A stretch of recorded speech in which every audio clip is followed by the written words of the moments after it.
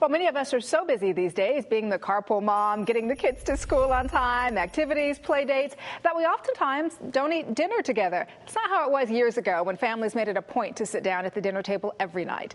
My next guest says no matter how busy or how stressed out we all are, family dinner time should be something to look forward to and share every day. Suzie Kane has written an ebook called Suzie's Table, a smorgasbord of ideas for less stress and more fun at dinner time. She is joining us this morning as part of our book author series. Hello there, Suzie. Good morning to you. Good morning to you. Where did the idea for the ebook come from?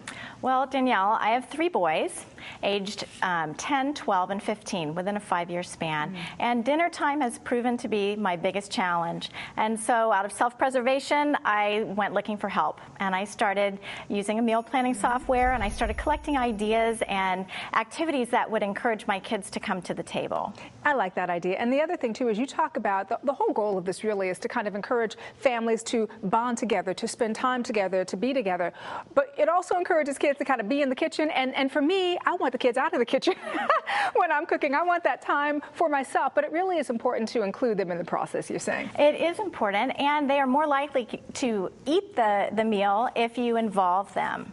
That makes sense. That makes sense. What I like is the fact that you've got a lot of cards that kind of outline how all of this goes with kids, and it does. It involves them. Walk us through that process. Tell us about the cards. Well, I have a couple of suggestions for making the meal planning easier. One of them is to divide your meals and put them on index cards. For example, all your main dishes on one card and veggies, all your grains on other cards, and even dessert, because, you know, kids love dessert. And that way, if you put the cards in stacks, either face up or face down, and kids can select one card from each category and compile a meal. You can do that very quickly with a little preparation. You can develop 7 to 10 days of meals very, very simply.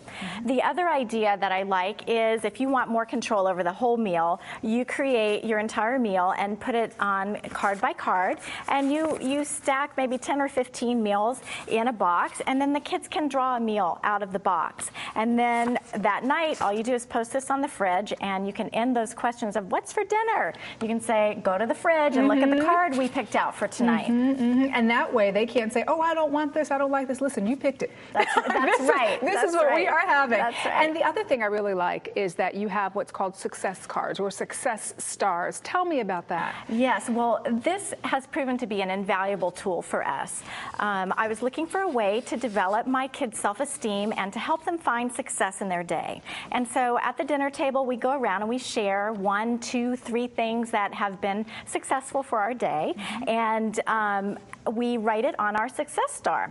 And what this does is in the morning when they wake up and go through their day, they're thinking to themselves, what am I going to put on my card tonight? And it helps them to look for success throughout their day. And I've found that it really gives them a boost when they realize how many wonderful things have happened to them during their day. Probably more wonderful things than they even realize until they really have to think about it and write it on those cards. You just have to look for it. If it's a perception. So if you look for it, you can find it. I have to tell you, I do. And we talked about this before. I love these ideas. They sound great, but they also sound complicated. And for busy moms who are boom, boom, boom, boom, boom, just trying to get through the day, is it as complicated as perhaps I'm thinking? No, Okay. No. You just have to keep fun at the forefront of your mind and entertain and bring your kids together. And another way to do that is for tidying up. I do a team tidy, and in order for me to avoid having 45 minutes in the kitchen at the end of the meal cleaning up, I say, let's go, 10 minutes, and everyone works together. Packaging the leftovers, clearing the table, loading the dishwasher. If you work together in 10 minutes, it's done, and that stress is off of you. Love it. All right, so tell me about World Culture Kids, because this is just, for those of you out there, this is really, it's an amazing concept to get kids to really see the world without having to leave the comfort of their own kitchen, so to speak. Yes, it's another extension of my desire to have family meal times be more fun. And I, as a part of a family of 5, we're finding it difficult in these economic times to travel. And yet I want my kids to enjoy the world. And so I'm bringing the world to my kids. And each month I focus on a different country, and I provide you with all the information you need to have a family festival at the end of the month. For example, audio for vocab and phrases, recipes, games, activities, arts and crafts that you can do to make make decorations for your party. We provide all of that for a very economical price, and it's a wonderful product. And very quickly, we've got about 20 seconds left. I know you're offering something free. Yay, we love this for our Balancing Act viewers. Well, in order to celebrate my newest project, I'm giving all your viewers for a limited time my ebook for free so they can make dinner time more enjoyable and less stressful. Got it. Well, sign me up. Done. I'm there. All right, Suzie. Well, great advice. Really wonderful. Thank you for being with us on the show this morning. Thank you. And to receive Suzie's ebook free for a limited time only, just go to the website, goodlifefamilies.com.